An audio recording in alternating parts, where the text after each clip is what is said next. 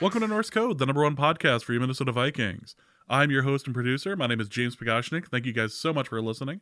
And at the other end of the tin cannon string, we have our analyst and co-host. You know him from numerous blogs and podcasts around the internet, most notably from Pro Football Network.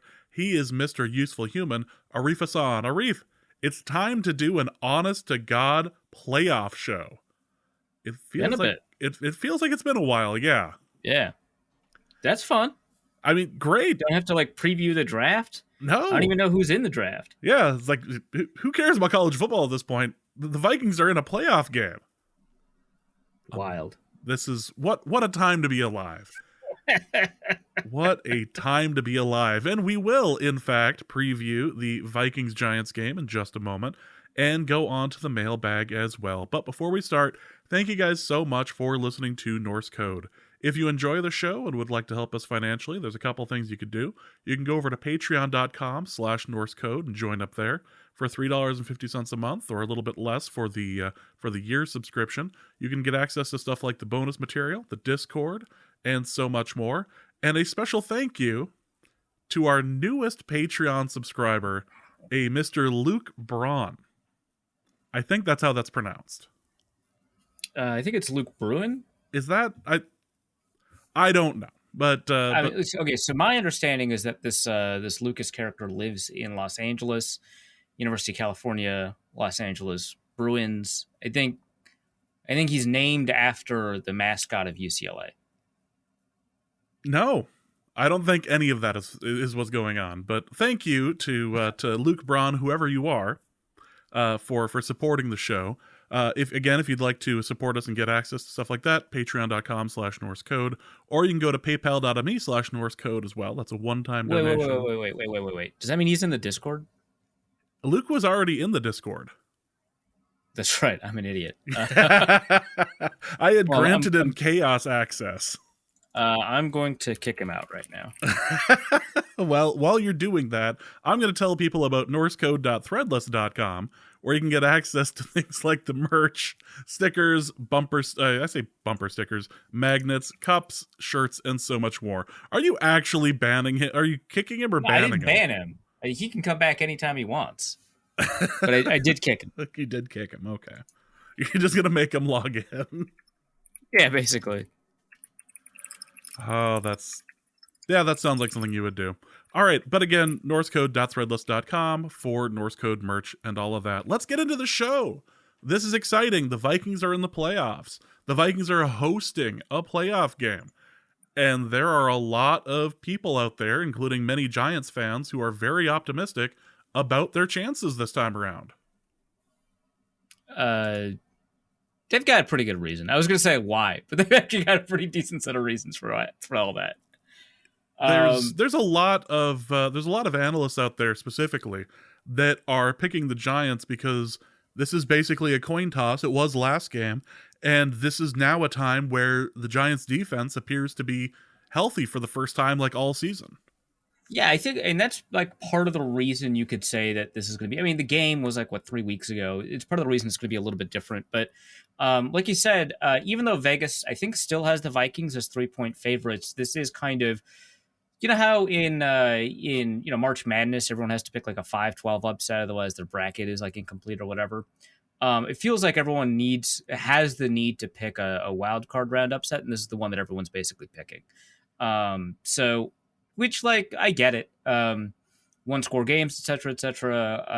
There's a lot of respect for Brian Daboll, but I think that the thing here that stands out is the fact that you take a look at the Giants injury report.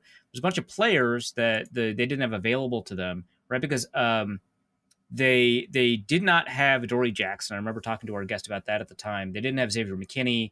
I'm trying to remember whether or not they had Azeez Ojulari, but they certainly didn't have the full defensive line available to them. And now everybody that's on the injury report was either a full participant or a limited participant. Xavier McKinney in particular was a full participant.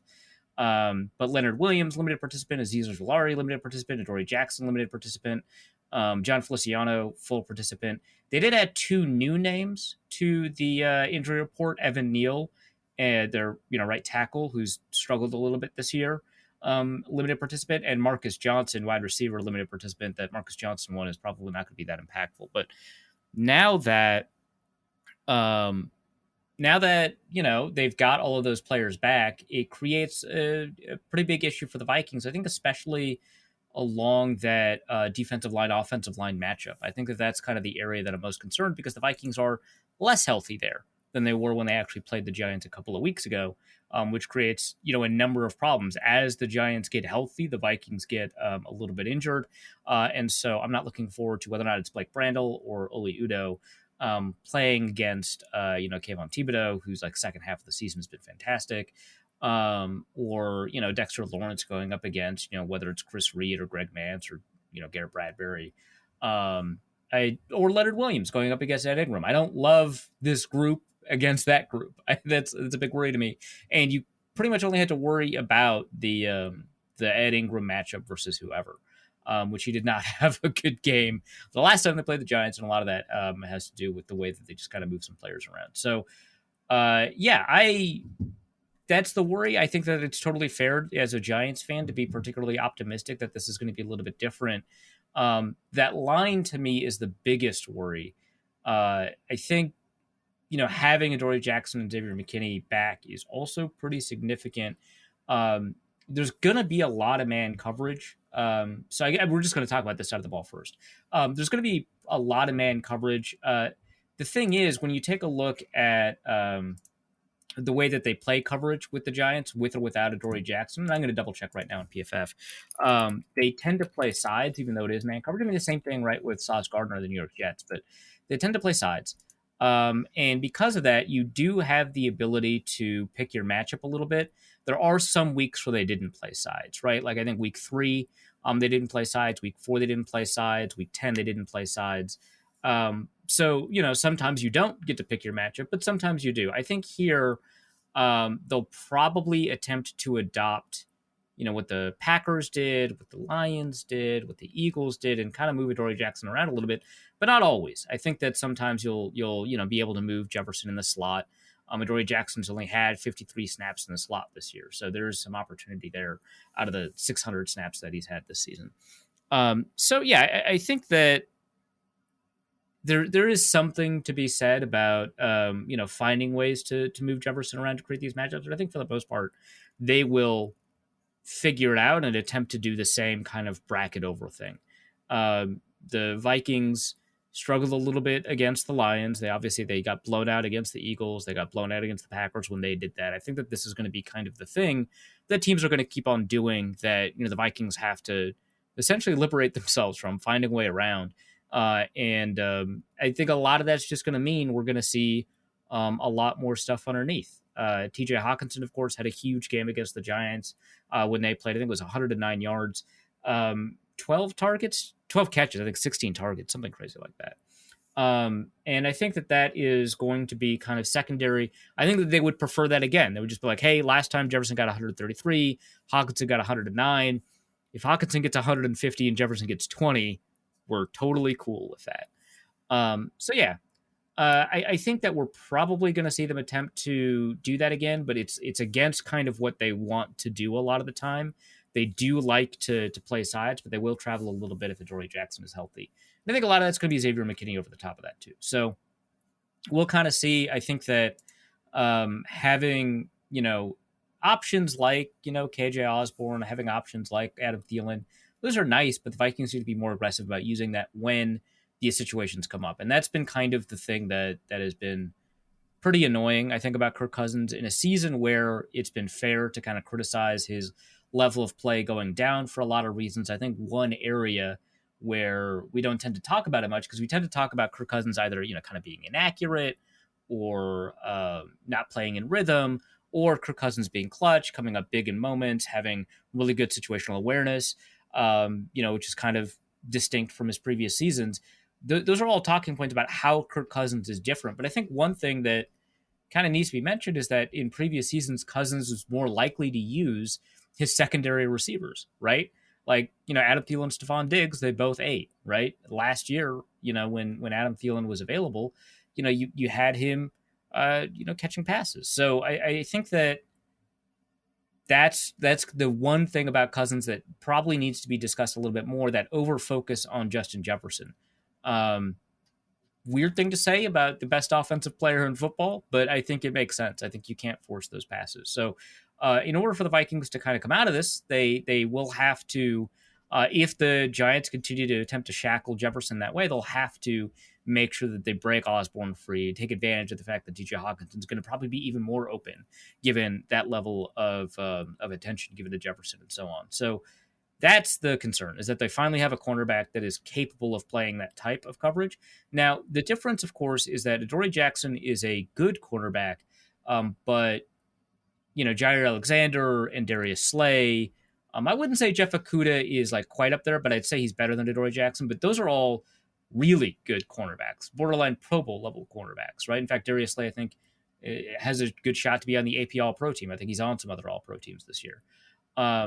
With all of that, is that going to be enough? I don't know. I think that you're probably going to get some opportunities where Jefferson's open. And we've seen, like when New England did it, we've seen that when there are double teams, there are ways that you can attack the double teams, because all double teams is ways to gain leverage advantages, right? It's ways to close off opportunities. I think one way to look at the way coverage works is that when you position a player in coverage against a receiver, what you're doing is you're occupying essentially real estate, or you're occupying space that the ball can't go to or travel through, right?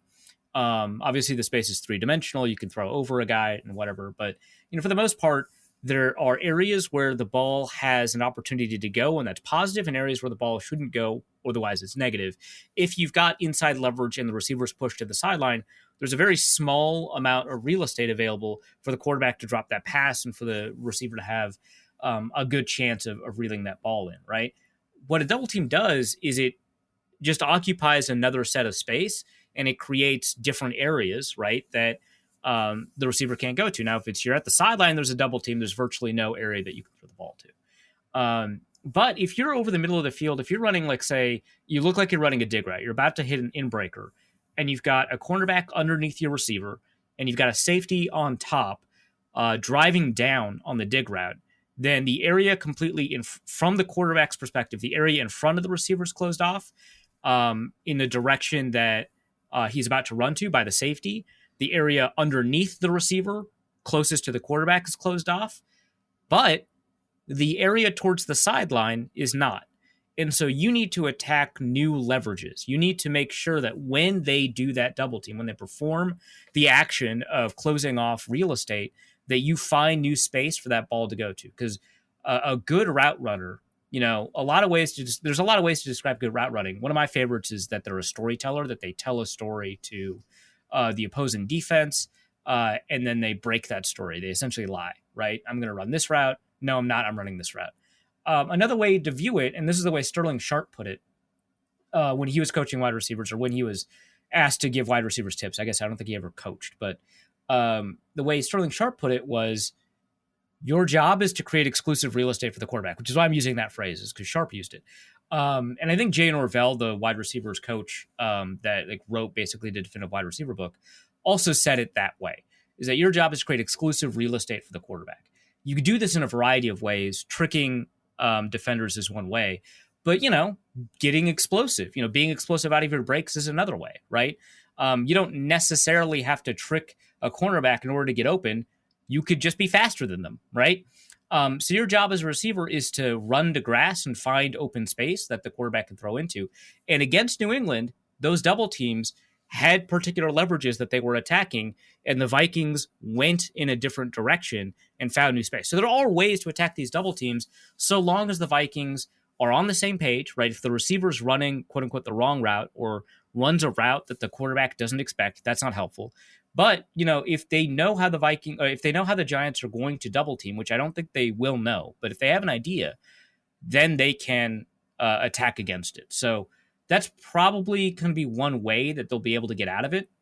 But for the most part, the actual answer is to find KJ Osborne, find Adam Thielen, find TJ Hawkinson. That's really the answer there. And I would prefer that answer versus the attacking space answer, because the attacking space answer, you probably need to hold on to the ball, and there's probably not going to be a lot of time because the Giants will probably still blitz a lot again, and they will probably be able to get around, the backup right tackle and the backup center and the starting right guard. Like those are the concerns. So there's not going to be a lot of time in that situation. You're running screen passes, you're dumping off. That's one reason that TJ Hawkinson had such a big game, is because when they blitz on 51% of dropbacks against the Vikings. When you blitz that often, you go to your hot route. And in most offenses, including the Vikings, the hot route most often is the tight end. Not always, but sometimes it's the slot receiver. Sometimes it's an outside receiver if you've got press coverage and you trust the receiver's release, right? And then you could just throw it deep on a one-step drop. But a lot of times it's the tight end, and in this game it was Hawkinson. So that is the concern there. And the Vikings were in a situation where they were, the Giants rather were in a situation where they were getting pressure. This was something absolutely. They were getting successfully. Kirk was holding onto the ball a little too long, and he was getting hit. Yeah, for sure. I like, and it's a bit of both, right? It's that Kirk was holding onto the ball. I think on pressured snaps, Cousins got. I'm going to look at PFF again real quick just to make sure I get it right, but I think it was a 36% pressure rate, and I believe he was holding onto the ball 3.5 seconds on pressured dropbacks, right? And obviously, it's one causes the other, not the other way around, right? Like pressure does not. Well, sometimes it does, but generally speaking, pressure does not create longer times to throw. Longer times to throw creates pressure. Here we go. We got the number here. 3.22 seconds per dropback on pressure dropback. So, sometimes you're scrambling and that's going to create, a long time to throw. So it's not always 1-to-1, but usually the causal arrow points and the holding onto the ball leads to that. He got hit a couple of times as a result of that. But yeah, and so you're probably going to need to get rid of the ball quickly. The Vikings screen game has been really inconsistent, mostly bad this year. We have seen some moments where it's been good. I think everyone remembers, the touchdown screen, I think was to Madison against the Colts. I think that's kind of the best of it. But there was a lot of success with the screen against the Giants too. It was bizarre. Like of all things that were working, it was actually working really well against the Giants. Yeah, the Vikings had eight throws behind the line of scrimmage. The majority of those are screens. The yards per attempt on those is going to be pretty variable, but they ended up getting, I can do the math right now because I have the numbers in front of me.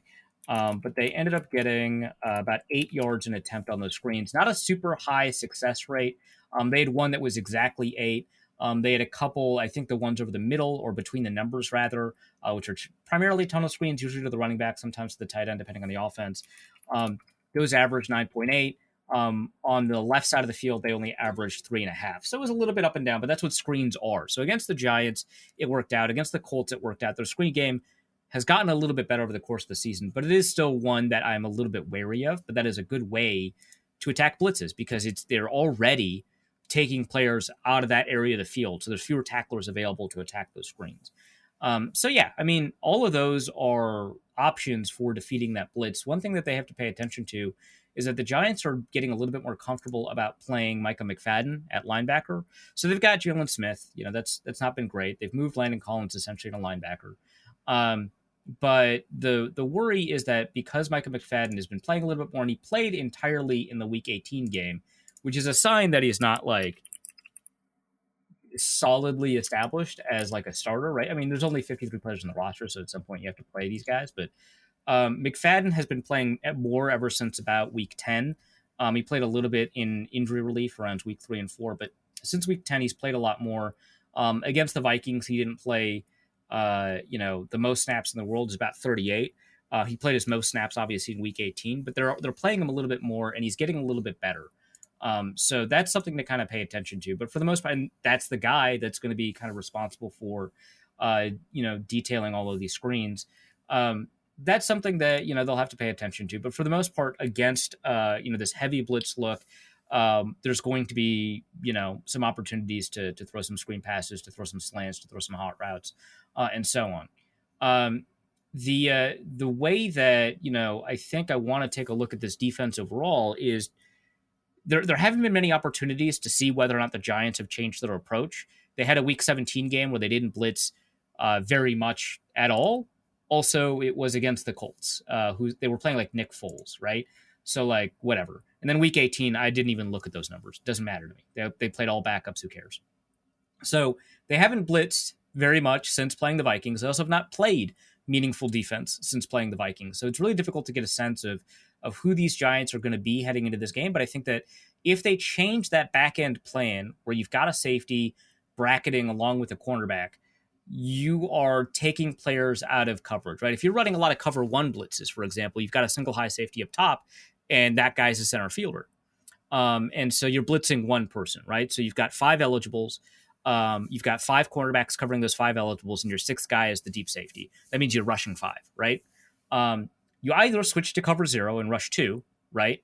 And have your double team, or you have like a double team, basically a pattern match double team where your safety only doubles on in breaking routes and lets the cornerback win 1-on-1 on sideline routes, right? Which if I were a Vikings fan, I would take that, right? Like Adoree Jackson certainly is faster than Justin Jefferson. I still think that he's going to win on go routes, right? That makes sense to me. So I'm not like overly worried about that particular thing, but it's the question of how are they going to blitz, who are they going to blitz, and if they change their approaches to blitzing. And remember, they're coordinated by Wink Martindale, who previously was with the Ravens, who's known for really, really creative use of blitzes. It's going to be tough to set protections. It's going to be tough to communicate with, especially if it's Chris Reed, to communicate, who needs to be, the point man when you're in man protection. It's going to be difficult to communicate where the slide starts in slide protection or half slide protection, really. And it's going to be difficult to, pick up stunts and twists. And so against a creative defensive coordinator, when they change their coverage approach, they're going to change their front approach and their blitz approach. I think, what do they say? The coverage dictates the front. In most of NFL history, it was the front dictates the coverage. I think in modern football, the coverage dictates the front. So that's something you're gonna have to worry about. I think that they do engage in a number of zone blitzes. They're usually just cover three underneath zones, so it's not particularly complicated. But when you introduce this bracket, that's something that you kind of have to pay attention to. So the Giants defense is going to play probably at a higher level than the Vikings previously played them at. That is just going to be something to worry about. The thing is, the Giants are not very good at defending the run. So I think that there might be an opportunity there. And that was, one of the hopes as far as last game was concerned as well. Get Dalvin Cook involved, get Madison involved, do something. But the biggest thing for them last time was that they were susceptible to tight end play. So, yeah. Maybe we get lucky on that again, or maybe maybe Kevin O'Connell figures some way to exploit this defense. I want to talk about the offense of the Giants for a moment. Daniel Jones specifically, the run game with Daniel Jones and Saquon, and an awful nickname. I was wondering if you were going to bring that up. Oh, really? Because you put it in orange text, and apparently I don't read orange text according to you. Well, look, whenever there's been orange text in the show notes, you haven't read it. So I just figured it probably means that you just can't read it. Yeah, that. So Daniel Jones and his nickname. What's the nickname, James? Boy, it's funny. I can't read that. I'm going to let you deal with that. It's totally fine. I mean, Saquon Barkley was the one who said it. You wanted to buy a shirt with the nickname on it. I didn't say I wanted to buy it. I Googled it. Why would you Google the shirt? I wasn't trying to Google a shirt. So Vanilla Vic is the nickname that Saquon Barkley in November called Daniel Jones. And when Arif told me this, I was aghast. And then I immediately Googled it to see if there was anyone else, because we had a discussion. As to if there was another person out there with a nickname Vanilla Vic, because we were convinced there had to be another one, and it turns out no. But when I Googled it, a list of t-shirts came up with like the original like Madden font. And it was a picture of Daniel Jones on the shirt, and then in that font for Madden with the circle and everything, it said Vanilla Vic in the Madden font. And I was like, this is awful. And we weren't gonna buy it. There was no reason to. Honestly, if we were gonna buy a T-shirt with somebody's nickname on it, it probably would have been Frank Gore, the Inconvenient Truth. But that's not the point that's here. So good. Vanilla Vic is Daniel Jones, and the reason why is Daniel Jones rushed for over 700 yards this season, and their run game is quite good. Despite the fact that Saquon was limited to about, I think, like 85 yards or 82 yards against the Vikings, but that was an outlier. Saquon and Daniel Jones have been putting up pretty good numbers, not Bears numbers, because they don't throw the ball, but pretty good numbers nevertheless. So, okay, so part of this discussion about the nickname, I just want to, one last thing is, it felt like, this wouldn't be because Daniel Jones is not the only white quarterback to have run the ball really well, right? And so I was like, there had to be, and so I ended up going into a deep dive of all the basketball players named White Chocolate, because that was really popular. I was like, there's got to be people besides Jason Williams named White Chocolate. And, lo and behold, there are, including, I remember do you remember this old NTV show where they paired basically with And One to find the best street baller? And there's a guy named White Chocolate. I don't think it was Jason Williams, because that's an NBA quality player. There's no way to be on an MTV reality show where they all live in the same house doing like basketball tricks. No, that was not him for that. No. Yeah, so it's just a different white guy. I can't tell them apart, I guess. It was just a different white guy named White Chocolate. He was good on the show. That's so terrible. What are you talking about? I can't tell them apart. I can't tell them apart. Those two really? specifically That's apart. the phrase that you use sleeves, for this. That's the phrase short hair. You use. Really? What's wrong with the phrase? I thought you were going to go with something like a Brian Scalabrine sort of thing, who went by like White Mamba. He did not look like Brian Scalabrine. That dude is very distinctive among the cohort of basketball players that could potentially earn it. Oh, he got the White Mamba nickname, right? Yeah, he was White Mamba. Yes. Yeah.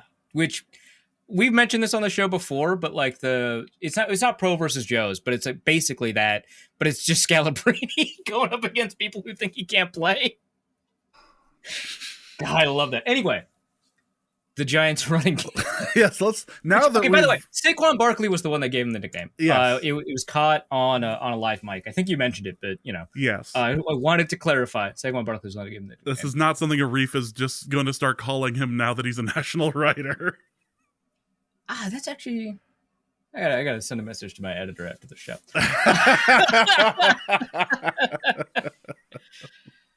But the running game obviously is something that they have to pay attention to. Saquon Barkley has not been on like non-read option, non-RPO plays. Saquon Barkley has not been as efficient as we're used to seeing him. Last time when we had NYG Daily on the show, I talked a little bit about like kind of the effectiveness of having Saquon Barkley, whether or not, out of these past 3 years, because, he was injured all of 2020. Or he played 2 games in 2020. He played a little bit or he missed a few games in 2021. But his EPA and his yards per attempt and even his receiving totals per game have all gone down since 2018, 2019. He's got a good total this year, right? But the Giants are basically a running team. This is his highest rush total that he's ever had in his career. So, his yards per game is good. His attempts per game is much higher. His yards per attempt is much lower. His expected points are a little bit lower. And his receiving, which is kind of like a huge thing that made him like he had 700 receiving yards his rookie year and then never again, right? He had 400 the next year and then 60 in the 2 games and then 263, 338. So he has personally been less efficient, especially when you get rid of the RPOs and the read options. What's really enabling the run game is Vanilla Vic. It's Daniel Jones. And Ron Johnson made a really good point in the Minnesota Football Party about the way that the Giants effectively use that running game or the threat of that running game to really open up the passing game in a way that I think makes a lot more sense than you run the ball and you do play action, because they will RPO the Vikings. The Vikings did not do a great job defending the RPO.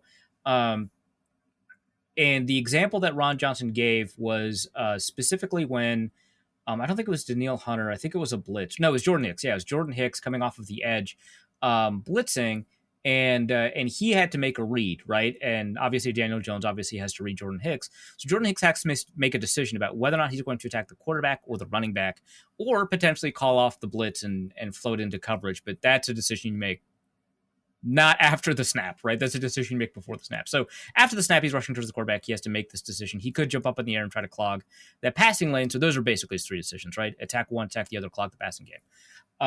And he attacks the running back, right? Because it's, he's handing it off, he's reading. And so Daniel Jones then lifts the ball up out of the running back's belly and throws it into the flat, right?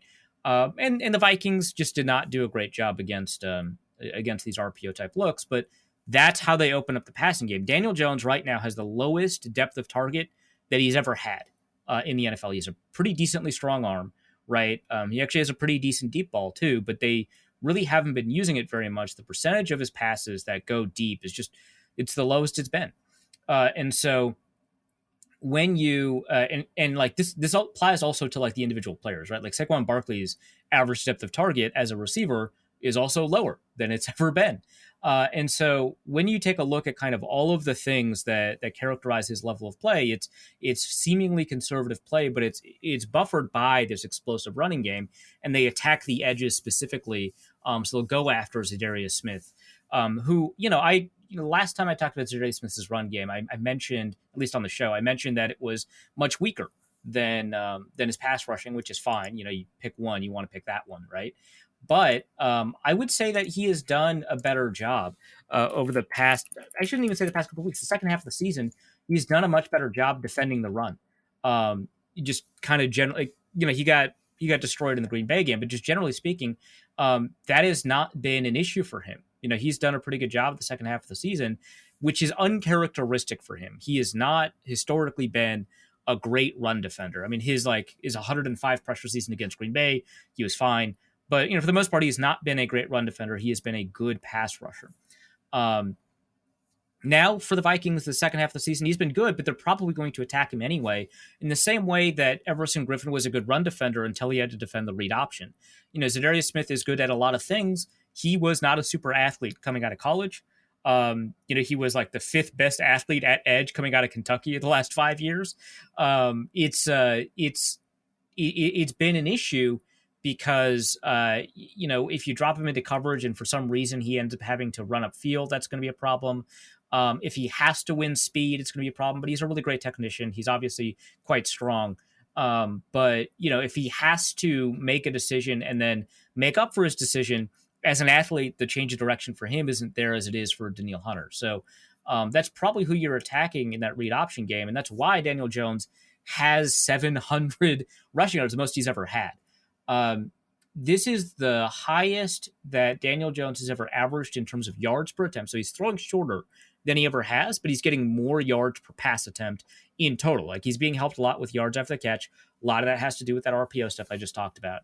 But he's getting more yards, per attempt than he's ever had in his career, right? He's getting, he has the lowest interception rate in his career, and the turnover-worthy play total matches that. And it's his highest touchdown rate since his rookie season, which was a much higher touchdown rate, but also much higher interception rate, and a much lower yards per attempt. But most importantly, this is the first year Daniel Jones has played where he has a positive expected points per play. And that includes those rushes, and he's had some explosive rushes that have helped him out quite a bit. Now, he doesn't have anything quite like that 75-yard run that is not a touchdown his rookie year, but he has had a number of long runs over 40 yards. So those are all like things that the Vikings really need to keep in mind when they deal with somebody like Jones, especially because even though he's running the ball more, his sack rate is about his career same. It's about the average that it's been his entire career, which is not usually correlated with running quarterbacks that begin running the ball quite a bit. So you're not always going to be able to get him in the backfield. The tackle for loss rate isn't unusually high for him. And so the Vikings will have to play contain. And I think that I don't want to say they should slow down the pass rush, but I think that if you play contain and you try to win those edges in the running game, and that comes at a cost to the pass rush, I think you're comfortable with that because, again, he's getting rid of the ball quickly. He's throwing short. And so your ability to generate pressure is probably not going to be as significant. Now, if Evan Neal is unable to play, again, he showed up in the injury report today as a limited participant. I expect he'll play. But if he is unable to play, I would throw that out of the window. I would just straight rush Danielle Hunter at every opportunity against that backup right tackle. But it's something, I think if the offensive line is what we expect it to be, probably be kind of over concerned about the possibility of explosive runs. Now I mentioned that Saquon Barkley has been less efficient this year. He was not very efficient against the Vikings until he cracked off like a giant run at the very end. That sucked, right? That ended up putting him over 6 yards an attempt, but his success rate was fairly low. So the Vikings have not been great at defending the run, but they've been better. And having Dalvin Tomlinson healthy has been huge. So that's like the primary concern. Now, the receiver group that they have is somebody that is a group that they're now comfortable with. At the beginning of the season, they weren't. I remember they played a bunch of 3 tight ends, early in the season to make up for the fact that they didn't like the receiving core. But now, it's not a good one, right? But it's tough to knock like the way that they played against the Vikings. Hodgins, Slayton, and James. So Isaiah Hodgins, Jerry Slayton, Richie James, they all had over 75 yards. And in particular, Richie James was a thorn in the Vikings side. So hey, Kenny Golladay scored his first touchdown ever. So in a Giants uniform. So watch out for that too. I didn't even know that was like legal for him. As somebody who's picked him up on fantasy in desperation over the years, I didn't know that sort of thing was possible. That's allowed. Yeah, well, he had to draw on his University of North Dakota self and not his Northern Illinois self. I think that's what happened there. Is that what happened there? Yeah. Mm-hmm. I asked him. I didn't ask him. Yeah. Let me be clear. No. Well, I don't know. So it's been about 3 weeks since the Vikings played the Giants. Obviously, it was a squeaker. This was the 61-yard field goal game that everyone for the Vikings felt really good afterwards. Yeah, that. I mean, they were excited after the game. Like, you got to be jazzed up after the game. Yeah, absolutely. But have the Giants really done anything differently since that matchup? It's just been a really short turnaround here. Yeah, and again, because they did not play week 18 essentially, right? Because they played basically all their backups except when they couldn't, right? Except when it's like we don't have enough linebackers to play our backups here. You can't glean anything from that game. The Indianapolis Colts game was against Nick Foles. Who cares, right? So there's not really much from the week 17 game to draw upon, and not much from the totality of what they've done to draw upon to say that they've changed anything. Maybe they'll give Kenny Golladay another shot, but I kind of doubt it. I think that, for the most part, we're going to see, them do some of the same stuff. The offense for the Giants, I mean, it wasn't phenomenal against the Vikings, but I don't know when it has been phenomenal, generally speaking. With the most points they've scored is, well, if we exclude that Colts game, the most points they've scored is 27 against Green Bay. And then it's 24, 22. Again, the 38 against the Colts. They tied Washington 20-20. It's not a great offense. And against the Vikings, it was fine. But it's just every so often, a problem would appear that the Vikings wouldn't be able to resolve. But they're not an amazing offense. It's kind of when you try to describe how the Vikings are winning games, you can talk about all of the great stuff they do in the fourth quarter. You could talk hey, some weird stuff happens. Certainly they force these 2 fumbles. They block this kick or something. They recovered a fumble in the end zone that somehow happened. It's crazy. But when the Giants were winning games, especially at the beginning of the season, when they started off 7-1 or something like that, it was even more BS than what the Vikings were doing. Because at least the Vikings would at moments score points, and you'd kind of figure it out. They would have these scoring drives, or they'd have these 3 and outs, and on the aggregate it would look really weird, but at least they would score and you'd get it, right? But the Giants were we won this game by 19 points, or with 19 points, right? And it was just a bunch of Carolina. I think Carolina missed a bunch of kicks, and so it feels like a lot of this is, I don't know if it was Carolina, but there's one game where the kicker missed 3 kicks against them. Kickers made all their kicks in the Carolina game. But like, it feels like it is some version of what the Vikings have been doing, but the Vikings do it in ways that don't make you kind of like question the way football operates. You're just like, oh, the Vikings are stupid. Of course they won this game. Like, okay, I get it. Where the Giants are just like, oh, come on, man, not again. Like one of those things. So I'm not like particularly concerned about the Giants offense. That defense does bother me. But I mean, there's a reason the Giants are the 6th seed, right? And a lot of it is, they did a bunch of the close game BS that the Vikings did, but they didn't always pull them out at the end, right? And like what I'm trying to think of the close games, because they lost the close game against Dallas near the beginning of the season, right? So they couldn't get that record. They lost the close game against Dallas later in the season, right? They tied against Washington, which, can you imagine tying? Come on.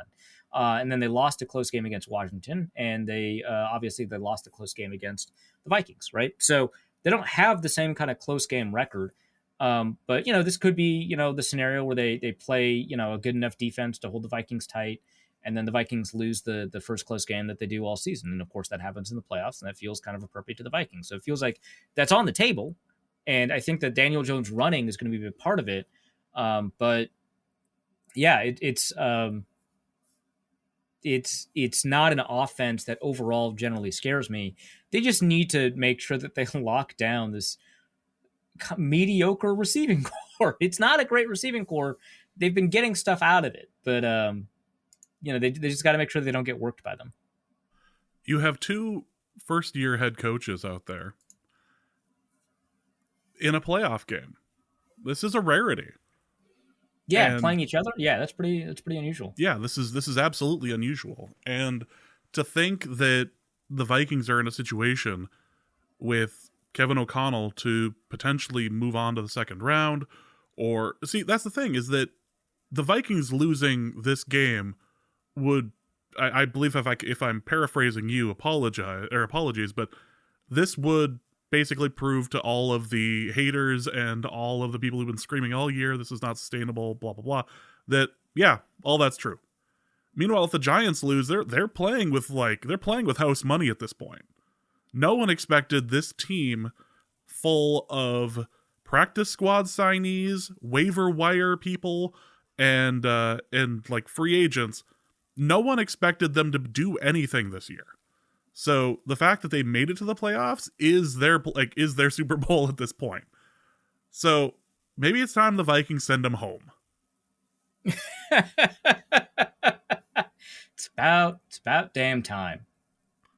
It's possible, but it's that sort of thing where the Vikings lose, and it's pretty much telling everyone what they've been thinking all year. Yeah, I mean, so like if the Vikings lose this one, it's one where, like you said, it kind of reaffirms what people have been saying about the Vikings being frauds, and maybe that's true. It's difficult with a one and done series, but there's not very many other playoff opponents where that's the case, right? Like I feel like if Dallas, if they play Dallas and Dallas destroys them again, right? That's whatever. Like that's that would more be characterized as Dallas is back than anything else, but I think it would be reframed as the Vikings are frauds, even though Dallas, their passing game has struggled over the past couple of weeks, right? I think that people would just calibrate and say, hey, Dallas was good this whole time. The Vikings were frauds. Here we go. Tampa Bay is really the only other team where I feel like that's, I guess the Seahawks, right? But like I just am assuming the Seahawks lose. I guess I shouldn't do that, but it's Tampa Bay, it's Tampa Bay and Seattle that are really the only other teams where you can feel like this demonstrates that they were really frauds, right? Because if you lose to the Eagles, it's like, well, they're the 1 seed. Lose to the 49ers, it's like, well, they got the best defense in the NFL. Okay, that's not proof that you're a fraud. That's just proof that you lost to a good team, right? And like good teams lose to good teams, and so what does it mean to be a fraud if you lose in the playoffs? Well, I don't think anyone expected. Very few Vikings fans, I think, expect a Super Bowl win. Certainly they can anticipate it, they can hope for it, they can cheer for it, they can argue that it's very likely, right? I don't think they expect that is the most likely outcome, right? I don't think they'll be mad, right, if the Vikings don't make it to the Super Bowl this year. Certainly someone will be, I promise, but generally speaking, no. So yeah, I think that I think that this game has a high probability of kind of crafting or cementing whatever that narrative is going to be, and then we can talk about the draft after that. But yeah, the Giants' defense essentially will determine whether or not the Vikings are fraudulent, I suppose. It's odd to think that that's going to be the thing that decides it. Like that'll be the one mark on all of this. This does seem like the game that just win or lose shows you exactly what you thought to begin with. Yeah, basically, yeah. Yeah, it's a game of affirming your priors. Yeah, it's like this is the game of confirmation bias. Like this is the confirmation bias bowl. This is the confirmation bias bowl, to be sure. Well, is there anything else that we are missing here? I was going through, I was rewatching the Giants game earlier, and of all things that stood out to me the most, other than that stupid play that got Saquon into the end zone, the thing that stuck with me was Kirk Cousins holding onto the ball for too long, getting sacked, but doing that thing where it looks like he's gonna fumble, but he didn't. Like, he held on to the ball there, and I had this small moment of, aw, I'm so proud of you, Kirk. You, like, for the first time in your entire series, like in your whole life, you didn't fumble that. I'm so proud of you. Well, he's been much better with the fumbling, because I remember, he was like the second most fumble prone player in the NFL. That was his thing. Yeah.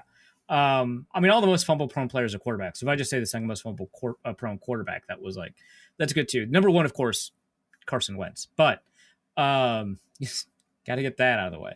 But while you still can. Yeah, right. Yeah, while people know what those shots mean. I love that. I love the tweet, something along the lines of Carson Wentz sure has gotten a lot of people fired. Let's see. So from 2017 to 2021, Kirk Cousins has had, golly gee, 53 fumbles. Oh my God. Not great. That's not great. Okay, now I'm going to do some research live on air. It would be very funny if in that 5-year span, which includes some moments where Carson Wentz was just benched, whether or not Carson Wentz had more fumbles. In fact, I'll do it through so first through the 2017 to 2021 season. Then I'll include this season to see kind of if Carson Wentz is just so fumble prone that let's see, from 2015 to 2021 that he gets to be included in that. So combined seasons. I love StatHead, which I guess is what they're calling the Pro Football Reference finding tool. Okay, so 2015 to 2021, it's Kirk Cousins, then Derek Carr and Carson Wentz. So he was number one in that specifically cherry-picked span of time.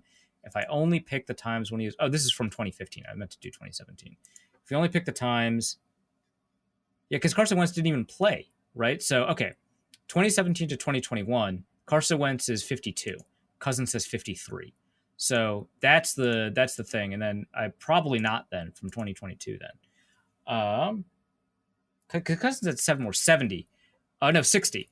And Carson Wentz is 58. Carson Wentz has kept pace despite being benched. That is impressive. That is dedication. Yeah. Commitment to the craft. North Dakota tough. Dakota tough. I can't believe that, because I complained about that on Twitter, that being part of the scouting report. Yeah. I can't believe people are still remembering that. Well, it's because John Gruden made a big point of saying that multiple times during a Monday Night Football game that Carson Wentz was playing well in. Yeah. Oh, jeez. A rarity. You said it. I was thinking it. But yeah, I think that covers most of our preview of the Giants game. I mean, we can talk a little bit about the fact that Adoree Jackson being back might change what they do at punt returner, maybe. Our Giants guys last time did not love their punter. Graham Gano has been fine at kicker. So that's, I think, most of it. I don't think there's really anything else to cover here. Well, let's go to the mailbag. We got a couple of questions. This isn't a very long mailbag, but there's still a number of things that we should cover here. Ed Donatello asks, I know it's a bit early still, but as of all these firings and such are going on, how do you weigh the pros and cons of firing Donatel after the season, and who would the replacement candidates even be? So I think that it's tough to do it after the playoffs. This has happened. Head coaches have been fired after playoff appearances and even a playoff win. I think the Tennessee Titans, Mike Mularkey, right?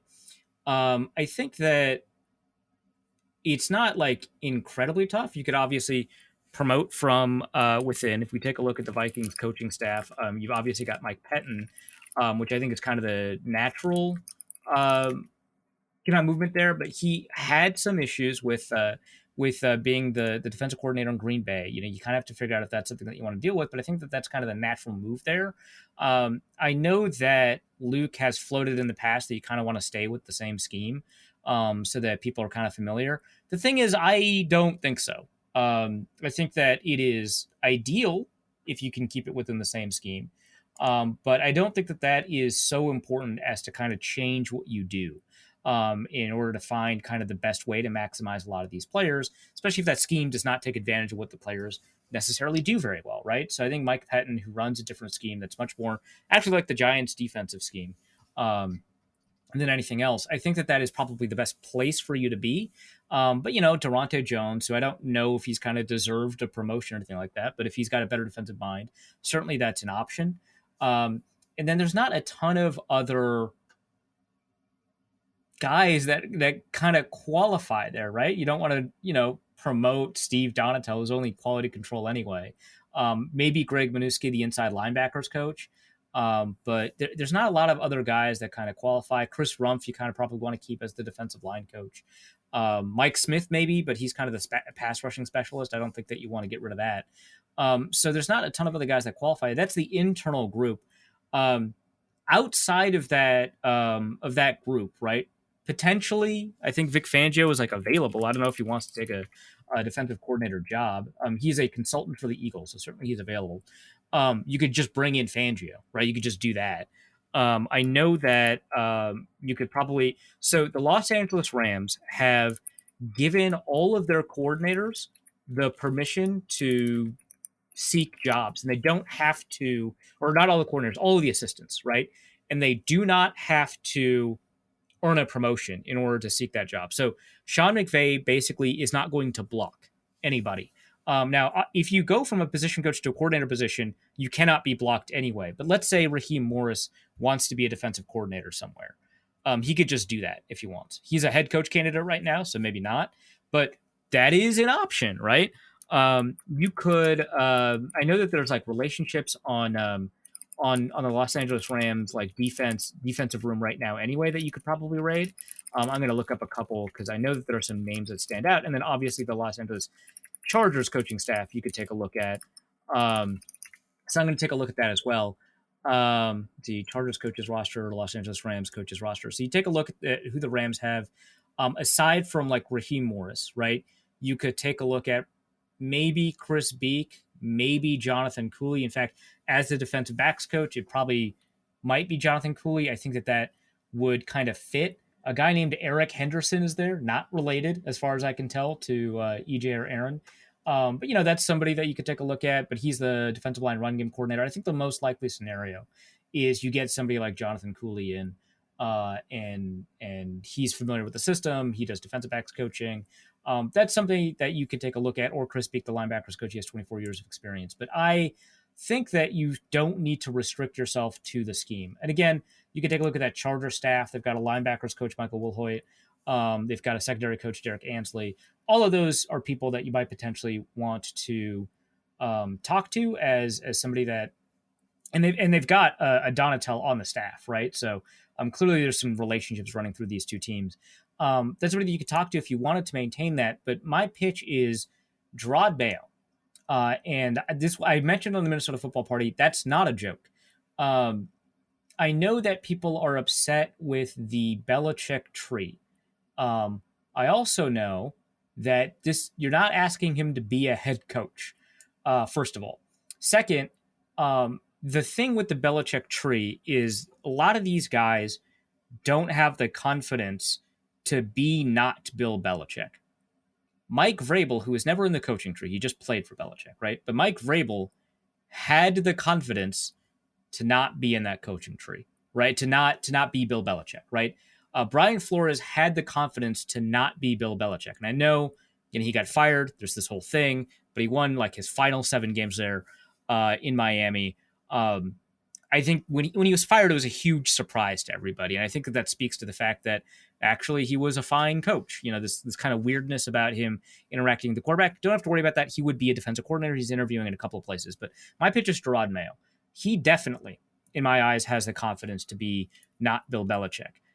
He's the only Belichick coach that, because I've been doing coaching profiles over at Pro Football Network along with a lot of my other colleagues there, and mine was on Jerod Mayo. I'm a little bit biased, right, because I did his, but the reason that he stands out is, one, Bill Belichick has a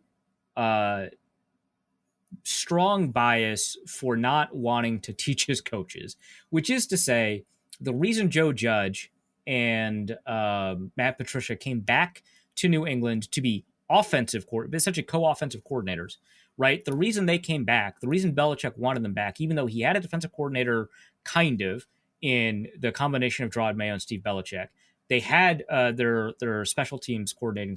They brought them back because Belichick likes to keep all of his coaching notes and his style all the same, right?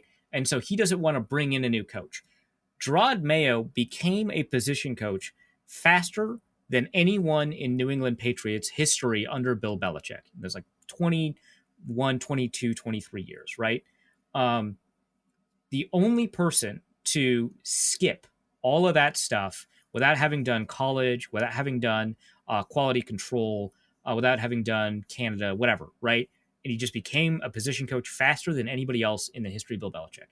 And Jerod Mayo is really interesting because he has his own extremely well-developed theories about culture and leadership and coaching, and they do not sound like Belichick theories. And I'm confident he's learned, right, from Belichick, but it seems like he wants to take what he thinks is the best to take, but he has his own understanding. Now, he has bought into a lot of stuff that I personally don't love. That's not my point. Like, I don't care whether or not you're a big fan of like motivation gurus or like rich dad, poor dad type stuff. If you're good at motivating people and keeping them disciplined within your motivation, that's fine, whatever.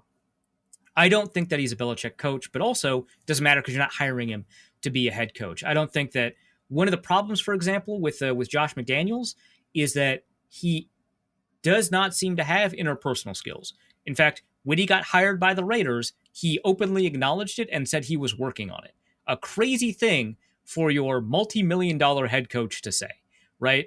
I don't get along with people. I'm working on it. Weird. That is not an issue with Jerod Mayo. He was elected team captain his second year with the Patriots. This is a team that had multiple Hall of Fame, like Richard Seymour, right? Multiple Hall of Famers, right? Teddy Bruschi was there, right? Like, this is a team that in 2009 had like Vince Wilfork on the defense, right? Like, they voted him in because they recognize him as a leader. This is all just to say, I don't think it falls into the same trap. Now, every Belichick, coaching hire since like basically, who's that guy with the Texans and the Chiefs? I forget his name, the defensive coordinator. But ever since then, people have been like, this is not a Belichick guy. This is not a Belichick guy. There's always been a reason that that's not the case. But like, fundamentally, the problem has been they've all tried to be Belichick, and they're not. Jerod Mayo is not going to try to be Belichick. Anyway, I think that he does a remarkable job of making sure that players are put into a position to succeed. Now, he has said multiple times now that he would consider leaving the New England Patriots, not just for a head coaching job, and he might be interviewing for a couple of those, but for a defensive coordinator job. The reason is because he is functionally the de facto defensive coordinator for the New England Patriots right now without the title. He believes, and a lot of people within the organization believe, that he does more work as a defensive coordinator than Steve Belichick does. Now, neither of them have the title. Steve Belichick calls the plays on game day. Apparently, Jerod Mayo does the majority of the game planning there. So he designs that New England defense. That New England defense, by the way, is a top 3 defense in the NFL right now. I don't care that he doesn't run the Fangio scheme. I don't care. You have to teach a new scheme to the players, fine. If you bring in a good defensive coordinator and you have to teach a new scheme, the defense will get better because you brought in a good defensive coordinator. That's just more important. And the fact that there's going to be a learning curve again is whatever. There are teams that have ranked 32nd, 31st, 30th, 29th, all the way up to 25th in points that bring in a new defensive coordinator and they are no longer 25th in points, right? They are 14th. They are 15th. They're 16th. Like, that's what happened when you brought Mike Zimmer. They were like 31st or something, right? You brought Mike Zimmer and you're 14th in like DVOA.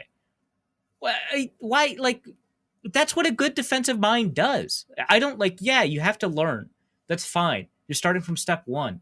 This is just a sunk cost fallacy. If you can get better, get better. So there are a couple of guys that you could take a look at. Joe Woods, potentially. He just got fired from the Browns.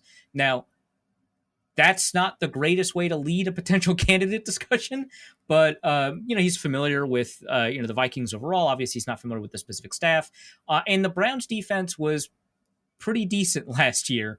And there are some really great moments, is kind of a weird way to put it.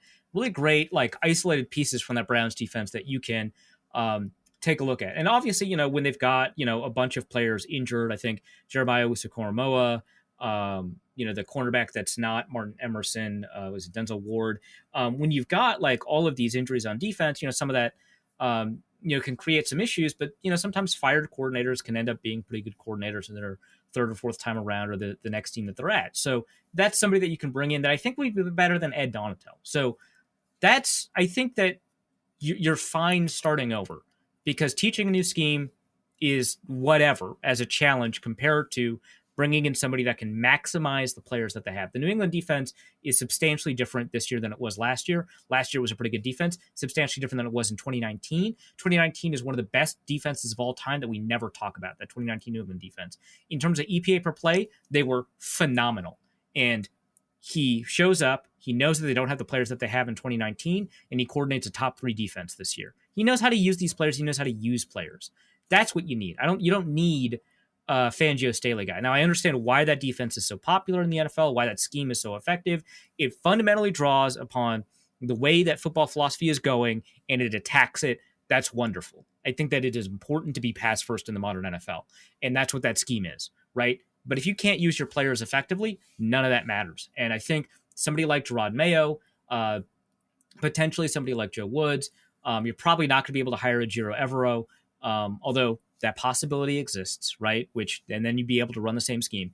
If teams decide to pass on him being a head coach, you can hire Ejiro Evero as your defensive coordinator and you can keep the same scheme. By the way, for those unfamiliar, he is the defensive coordinator for the Denver Broncos. One thing to kind of keep in mind with him is the Denver Broncos were a top 3 defense in the NFL, right? Along with Dallas and New England. This is before San Francisco came on to end up being the top defense in the NFL by the end of the season. But then they traded Bradley Chubb, and they dropped off precipitously in their capability despite having Kareem Jackson playing really well at safety, Patrick Surtain playing really well at cornerback, as a top 2 corner at cornerback. They just lost their pass rush entirely. And, is it that the defense was good because all the players were good, or was it good because Ejiro Evero is good, and now it's just this pass rush is so fundamentally a problem that he can't find a way around it? I don't know which one is the right answer, but I doubt he gets hired because there's only, I think, 5 positions open, and I'm guessing 3 of them are going to go to offensive guys. So you're left with 2 defensive guys. I don't know if he's going to be one of them. So those are your options, right? At a defensive coordinator. I think that you're in a good spot there. Now, the cons to firing Donatel, obviously you want to keep some level of continuity. We mentioned the cons of switching schemes. I think that Donatel did show some adaptability after he changed to a blitz man heavy scheme, but I think it happened late. You're going to have to teach new terminology to the defense. Eric Kendricks is going to have to learn to read the keys again. Those are all cons, but I think that they kind of get outweighed unless the Vikings have an extraordinary amount of faith in Donatel to kind of turn things around. Let's go to the next question, and that's going to be from Jack, who asks, if you could bring back any of these 3 players in the younger end of their prime and add them to this Vikings team, would you pick E.J. Henderson, Kevin Williams, or Chad Greenway? You'd have these players through their prime. I don't know if Jack knows about the Chad Greenway stuff. I might be a bit too might be a bit too old. It's a little old. It basically was it 2012? I wrote an article. I said Chad Greenway is bad at football, and at the time, he was. That was the title of the article. It got around. He had read it, and so at training, because I published this before training camp, essentially at training camp, he calls me out and wants to talk to me.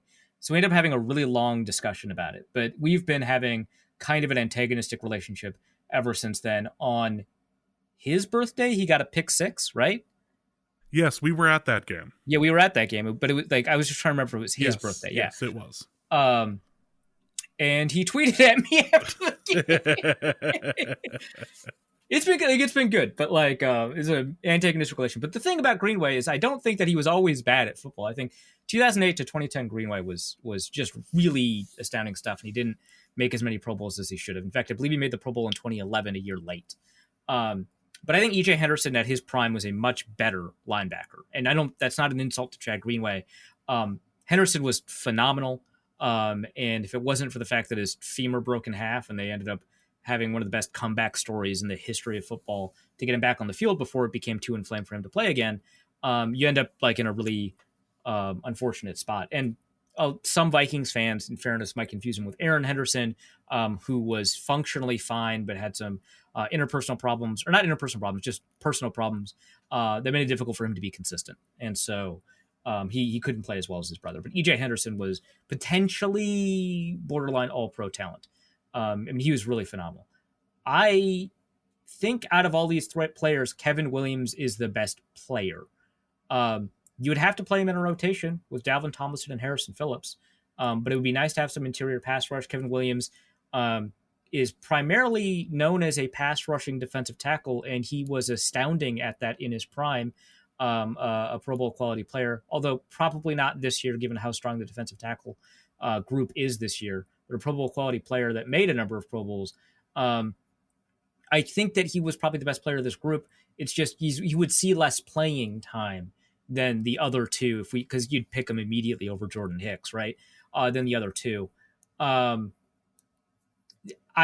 think I'd still pick Kevin Williams in a borderline rotational role.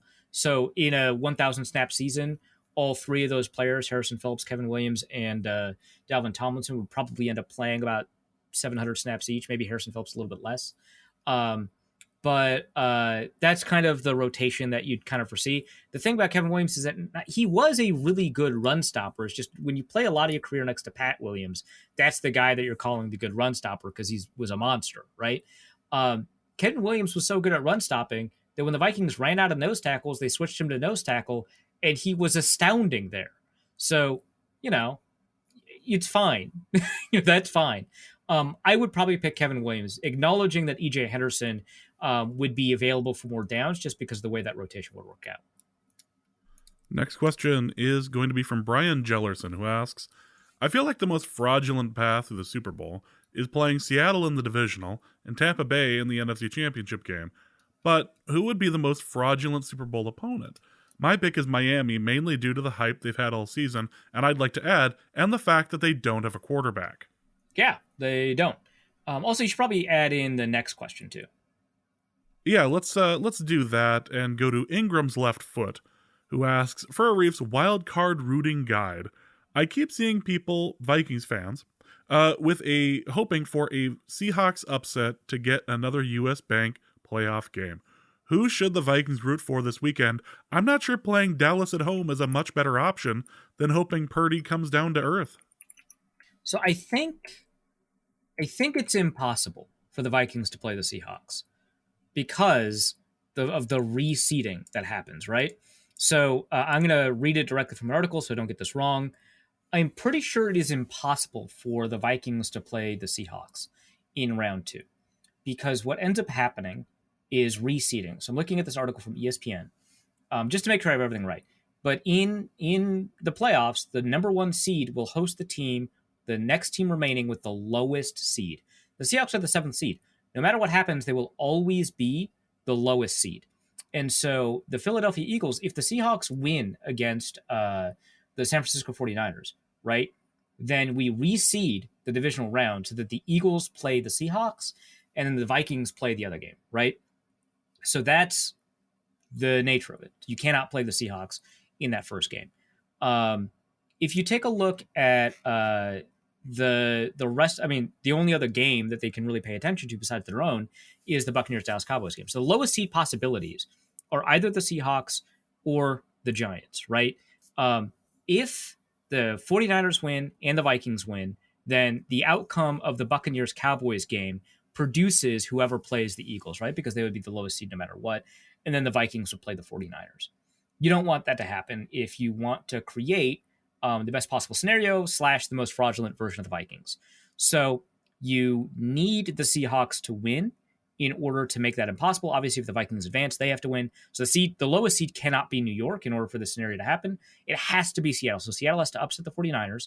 They would play the Eagles. And then the Vikings would play the winner of the Buccaneers-Cowboys game. And I think it's, despite the fact that it's Tom Brady, I think the more fraudulent team to play is the Buccaneers because they're the team with the losing record. I think that kind of speaks for itself.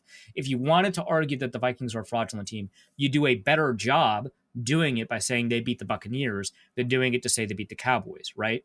Now, the Buccaneers are going to come out of this with a much better reputation if they win because it's playoff Tom Brady. Tom Brady knows how to win when it counts. He won a division despite all of these problems. The narrative is going to be crafted for Tom Brady, but it's going to be reframed once more if the Vikings beat them to be fraudulent because that's just how this works, right? The Vikings are not going to get the benefit of the doubt if they beat Tom Brady. People are going to say that's basically like beating 2015 Peyton Manning, who, yeah, we know he won the Super Bowl, but the defense won that Super Bowl, right? It doesn't really count as beating Peyton Manning. This does not count as beating Tom Brady in that same sense. So I think if you play the Buccaneers, and then the Seahawks would have to beat the Eagles, and now we're at a point where we have to say beating the team that in consecutive weeks beat the 2 seed and the 1 seed makes you fraudulent.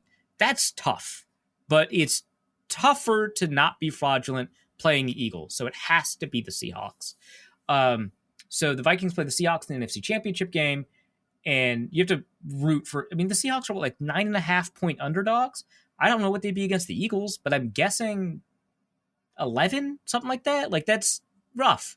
But like, let's say, the Eagles are in a situation where, maybe they have a lot of injuries or something happens so that maybe Jalen Hurts can't play, right? And then the Seahawks beat the Eagles in a fraudulent way. And now, so it's like they go against Brock Purdy and then they go against Gardner Minshew. Like, okay.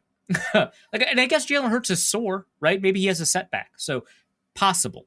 Hopefully it doesn't happen. But in this world where we're crafting a narrative where the Seahawks win in unimpressive ways, it's they pick off Brock Purdy a couple of times because Purdy can't throw deep. And then Gardner Minshew plays and they beat Gardner Minshew, right? So now they're playing against the Geno Smith Seahawks. They beat them. Fraudulent.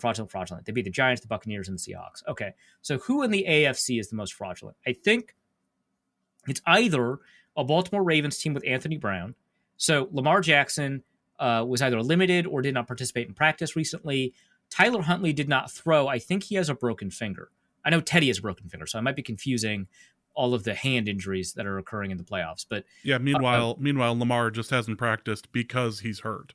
Yeah, he's hurt. He's hurt. And so Tyler Huntley hasn't practiced. So you've got Anthony Brown. Honestly, Anthony Brown might be better than Tyler Huntley, who just is not throwing well this year. Not that like a late round pick should always be throwing well, but whatever, right?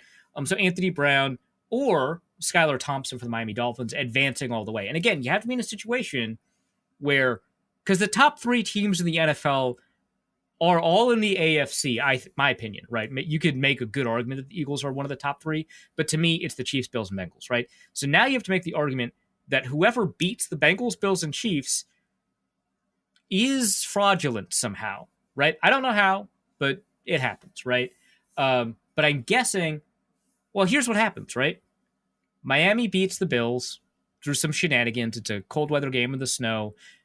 Obviously, that's a huge disadvantage for Miami coming from a warm weather area, but maybe some shenanigans happen in the cold weather, right? Then Tua gets hurt, and maybe he plays in this game, and then he gets hurt, and now you're back to Skylar Thompson. Or Tua gets hurt in the next game. So they beat, let's say, the Chiefs, right? Right, because they're the 17th. They have to beat the Chiefs. So they beat the Chiefs, and in that game, Tua gets hurt, right? And then they're going up against the Baltimore Ravens. The Baltimore Ravens defense has historically been quite good against the Bengals, even though they are 0-2 against the Bengals this year. You could conceivably see it happening, right? So they go, and by historically great, I mean like Joe Burrow's only negative games this year have been against the Ravens, right? So they go up against the Ravens. They beat an Anthony Brown led Ravens. And now you've got Skylar Thompson again. Tua is just irrevocably hurt. He's been hurt too many times this year. So now you go up against the Miami Dolphins team with Skylar Thompson. You got the Minnesota Vikings. That's the fraud bowl, I think. Also, that would be the worst after last year's playoffs, which were maybe the best playoffs as a whole ever. Maybe I'm captured by recency bias, but that ruled last year. If all of that happens this year, I'd be so upset. The first Super Bowl I get to go to is that one. I mean, it's nice to go to a Vikings Super Bowl as somebody who just covered the Vikings, but like covering the playoffs and this is what happens, that would absolutely suck. So that would suck in terms of watchability and feeling like you got something out of the season. But I think that's the path to fraudulence. And while you wouldn't root for injuries, I think the rooting guide is for the Dolphins and the Ravens to advance. It's for the Seahawks and the Buccaneers to advance. And it's also worth noting that Tua is officially ruled out for this game, likely for the rest of the playoffs, but just... Yeah, it's tough with second/third concussions. Officially second concussion. It's tough. It might be more. It's probably more. That's why I said officially. It got dangerous real quick there. Ben King Quayle asks, what's the data variance for the power of friendship? Asking for a former coach. It's got to be a shot at Zimmer, right? Like, I don't know if like there's a specific, but it's Zimmer? I enjoyed that. Nolan Kaler asks, for North Code, undoubtedly Mike O'Shea is a leading contender for head coaching vacancies. Where would be the best place for him to translate his knowledge of the superior game to the NFL, and why would it work out better than the CFL, XFL, and Minneapolis legend Mark Trestman? So I assume that that's all going to be Patreon stuff, all of the stuff that we talked about looking at Mike O'Shea pre-show. Yeah, okay, so we went down a rabbit hole. You went down a rabbit hole. You did some Googling. We went down a rabbit hole. Very, very little Googling. It was a mutual rabbit hole. And just like Gerard Mayo and Steve Belichick are co-defensive coordinators. Maybe one of them did more work. Who knows? But subscribe to hear everything that we have to say about not even Mike O'Shea. We just went a CFL rabbit hole. But Mike O'Shea, former... they have an award just for like the best Canadian in the CFL because like so often the best player is an American. So they have an award just for the best Canadian, and he's won it once or twice as a player, and as a head coach, he's won the Grey Cup twice. He was just in the last Grey Cup, lost it. I believe as a heheavy favorite. I think Nolan Kaler would know better than I would, but my understanding is that the Winnipeg Blue Bombers were heavy favorites, which makes sense. They won in 2019 and 2021. The best place for him to translate his knowledge of the inferior game, the Houston Texans, because come on.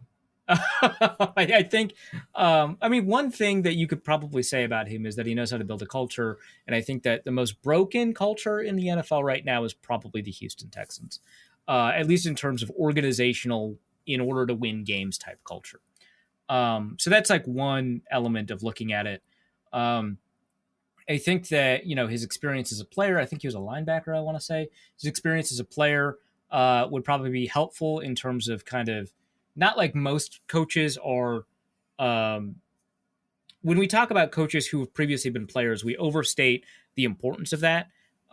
It's nice when we bring up kind of the pros and cons of it, or kind of what a relationship, like let's say Kevin O'Connell has to Kirk Cousins because of it. That's fine, but I think you overplay it a little bit when you're like, well, he knows what it's like to win in the league as a player. I think for Mike O'Shea, it establishes credibility for him coming from the CFL is kind of what I was trying to get across, is that, well, he played, first of all, he played American style football, I believe. No, that's something else that's on the Patreon episode.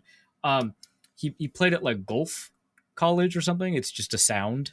I hate like when colleges are like onomatopoeias for really distasteful things. I I think that the fact that he's played the game at a fairly high level, even if it's somewhere else, gives him that kind of credibility. And it's not going to be hard to establish credibility, I think, with the Houston Texans, because, like, what are the players going to do? They're not good. So that's my pick. Why would it work out better? I think he won more in the CFL than Mark Trestman, so he knows how to win. Yeah, let's go with that. Lucas asks, for a Reef's debate corner, what policies were you arguing? When I did policy debate, we had wind farm policy debates, and I never won a single match. Let's also go to Max, who asks, has Arif Hassan thought about doing a debate podcast where he relates everything to his time covering the Vikings? Okay, look, that was a really relevant story, okay? It made sense attempting to win a round that, had by losing, would benefit my opponent, and by winning would not benefit me in the slightest, not one iota, right? That's pretty relevant to talking about that Lions game, I think. It made sense. I just, like, in order to defend myself here, I did debate as a competitor for 9 years. I'm like, I don't think I'm young, but, like, that's like a third of my life. Like, that's pretty more than it's less than a third. I'm a little bit older than that, but still, that's a lot. And then I coached for a number of years after that. A good chunk of my life was spent debating, and obviously I'm going to draw stories from it, especially because before I did debate, I was in middle school. I'm not going to tell stories from when I was in middle school or elementary school. I don't even remember anything that happened. I don't even remember what happens on these podcasts, right? I don't remember what happened in elementary school. So, like, obviously I'm going to relate a lot of stories to that. It was also a competitive environment that I was in. Sometimes there's just crossover here. Now, as for policy debate, what debates did we have about policies? Remember, I debated for 9 years, 9 different topics. But in that specific debate, I was affirmative. The topic that year was, I think it was nuclear weapons. So significantly change or alter, I don't think alter was in the resolution, but significantly change the United States nuclear weapons policy, or diminish, right? Something along those lines. It was about nuclear weapons policy. And our argument was that the United States should take all of their nuclear weapons off of high alert. Their argument was that Russia would take advantage of the United States' weakness. When has Russia ever taken advantage of a country's weakness? I've never heard of that in my life. Anyway, we won that debate. I won that debate. Actually, my debate partner after the episode texted me. He's like, you told the Maverick story. So confirmation that he listens to the show. You know, it's funny. I did several years of speech debate in student congress. I also coached. I also judged. And I don't tell half the stories that you do. Okay, look, but, like, I say most of the analysis in the pod. It's not an insult to you. I couldn't do this without you, right? But, like... Oh, no, I absolutely... You do the analysis. I'm not arguing that. I'm just saying that, you know, it doesn't leach into my life as often as it does yours. But that's because I have to, like... I am relating stories in order to make my points. You're just, like... You talk a lot about your dating life. You've dated a lot. That doesn't make it who you are as a person. It does, actually. That's kind of how that has become a thing. But we're going to ignore that and go right to E.T. Spaceman, who asks, for Reef's parenting corner, what is the right age to introduce my child to quarterback ratings? Oh, my God.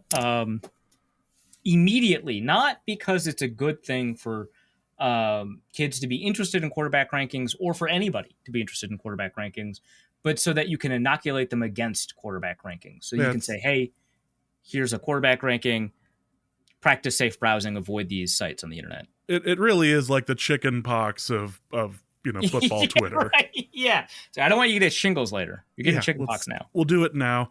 Jesse from Brooklyn asks, so it seems Arif has changed his favorite team from the Seahawks to the Lions. Come on. That being said, who is going to win the next Super Bowl? The Geno Smith-led Hawks or the Jared Goff-led Lions? This would be for next year. Neither of them. Come on. Neither of them. That's not going to happen. They'll both retire. Jared Goff and Geno Smith will both retire before the Seahawks or the Lions win a Super Bowl. I would love to be wrong, because the Geno Smith story is fantastic. The Detroit Lions story is phenomenal. But, like, no, that's not happening, man. Come on. Don't make me do this. Let's go to a second jet has hit Drew Bledsoe. Yeah. For Arif's greatest hits album, what are some of your favorite bits and jokes that you did on the show, forgot, then remembered after the clip show or when referenced in the wild? James, I'm going to need your help on this one because the one that definitely doesn't count is the Reggie Bush Heisman, Vince Young Heisman stuff. I remember that immediately, so that one doesn't count. But there's got to be other ones that I said and then remembered later. Sometimes like you'll reference something 3 months afterwards, and I'm just like, I have no idea what you're talking about. And then you play the clip for me, and I'm like, oh my god! Like sometimes it's like there's a long span of time between the clip and when I said it, but sometimes it's like the very next day. Well, I think my favorite one is still, before I talk about the corners, I'd like to remind everyone that I'm an atheist.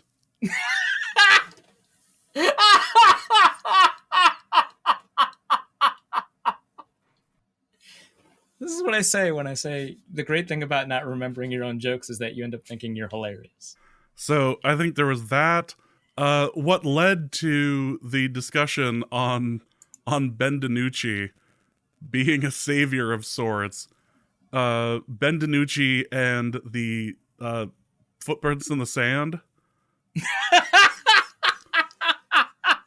Lo, that is when you carried me, sort of thing. Yeah, that one was great. that sort of thing. Those have always been my favorites. That Arif has like it's gone by the wayside or whatever. So I've got my favorite clips over the years. I should put that out. Greatest hits from that'd be good for like a summer project or something. Like I'm bored and I feel like putting something out for the Patreon people, which is a thing that happens. So let's go through and just put out James's favorite moments over the past now 10 years and see how that goes. The first couple of years are lost to history, so I don't have to worry about that. Less than you'd think, but no. I've actually made strides in retrieving some of the lost episodes. They all sound, a number of them don't sound good. You're like, kidding. Yeah, I not just content, but like I mean, like because what was the Onion article? Podcast spends entire podcast apologizing for sound quality. Exactly that. Yeah. No, it had nothing to do with that necessarily. Well, yeah, it was pretty bad there, and it wasn't even our fault. When it came to me, it sounded fine, and then we uploaded it to our podcast distributor at the time, who would make it sound terribly. And it's funny, like I was researching a little bit for the show. I was listening to a couple of Giants podcasts, and like some of them were absolutely unlistenable because whatever aggregator they're using or whatever distributor they're using was causing their like the bit rate of the MP3 to be so terrible that I'm sitting there like the voice sounds garbled, and it just like it was like I was like, oh my god. You people need to use the fine product that we use, and I'm just going to pimp them now. Libsyn, Libsyn, is a wonderful distributor for podcasts. If you start up a podcast, you should definitely look them up. They are both fair in price, and they do not put any junk in your episode. Yeah, the pricing for Libsyn is wild. It's so good. I don't understand it, given how. And it's like I don't normally like, oh yeah, we're this is the industry leader, we're pimping it, and it's like sometimes it's just like for a reason, right? Yeah, it's if I wouldn't be saying these things, like we're clearly paying them. Yeah. We've gone through a number of hosting services, many of them free. But yeah. Yeah, no junk in this. It was totally worth it. I was trying to listen to other shows earlier today. I was like, wow, this is awful. I'm sure the material you're providing is better than what your host is. I should reach out to you. Get out of whatever like sports like podcast group is a part of this. This is why we went ad free for a reason. Let's go to Tim Rizzo, who asks, as discussed in Tuesday's show, there's a link between spells and spelling at a fundamental level. Oh no. What does Arif do for a living? He writes. How does he do that? He does this with words he spells.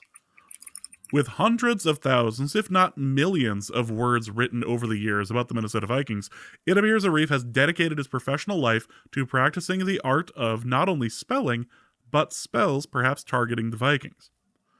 With mounds of evidence piling, including accidental lunch across the street from a magical bookshop of late, can we finally declare Arif guilty of witchcraft, label him a cursed item, and toss him into the deep pit with Blue? Okay, here's the thing, Tim. You are also a writer by trade. That is what you do. That is your job, first of all.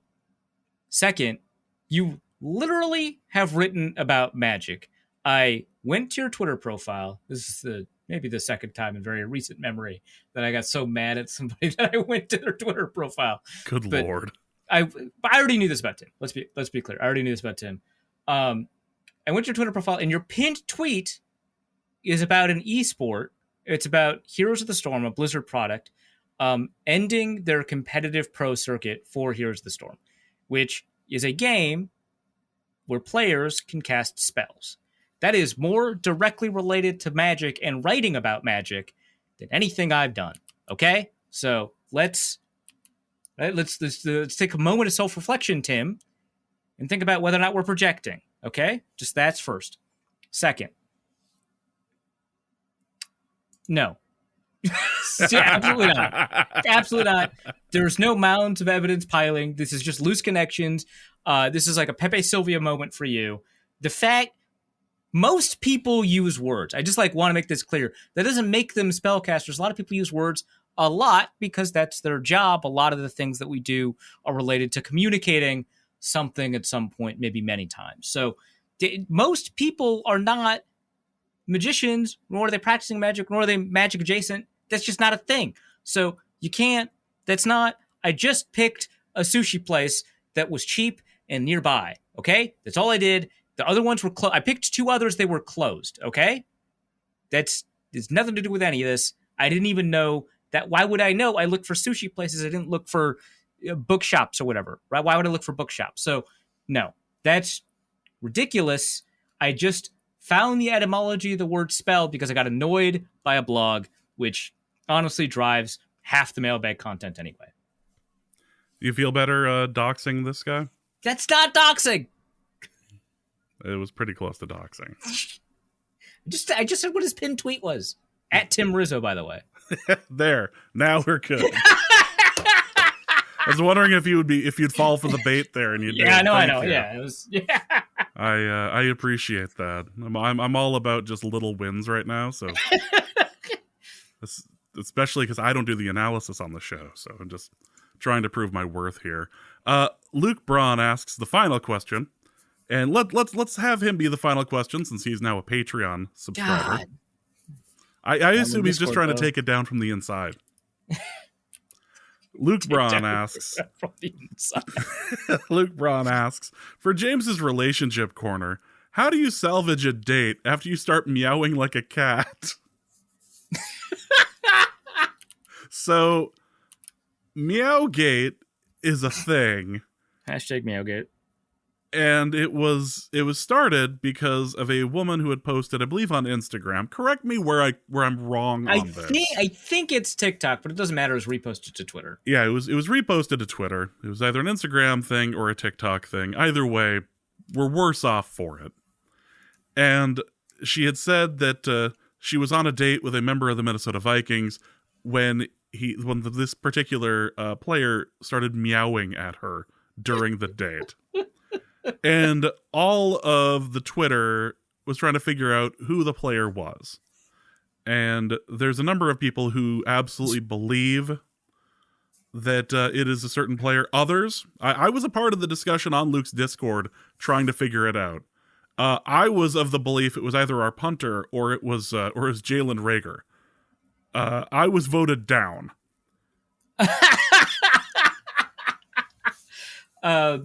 Okay, so how do you salvage a date after you start meowing like a cat? If your date needs to be salvaged after that, that's not the woman for you, or the guy, or the non-binary person.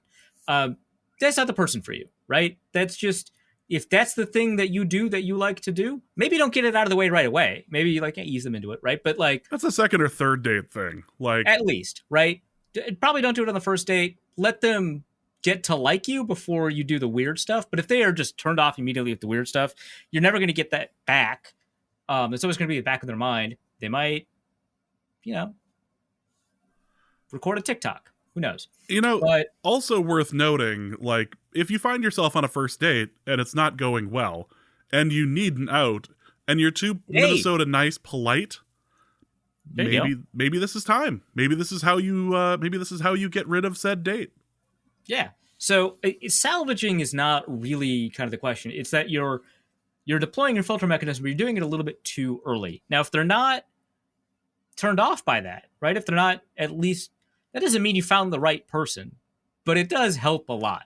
So I think that's kind of, because if that's just a thing that you do, they're going to have to find out.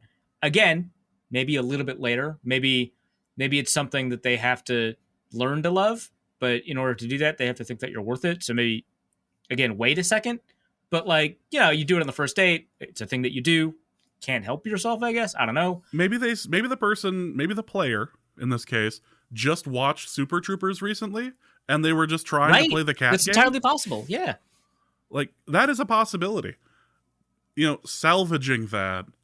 I think. Well, if you're the other person, you have to bark in order to like establish dominance. Like I think that's a given. Oh, jeez. That's. Can you imagine being the next table over? So you're just trying to drink coffee, do your job. You brought the date to Manny's. You brought the date to Manny's. This is your one night of the year to go out and spend some money on a dinner, doing something nice. Maybe it's an anniversary.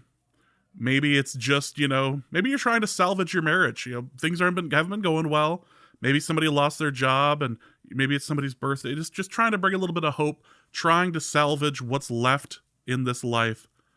And you go out to Manny's, you get the cart of meat brought out to you, you're excited. Your date no longer is distracted by how much she is worried about how the divorce is going to affect the kids, all of that. And in the next table over, you just hear meowing and barking from a player who looks like he returns footballs for the Vikings.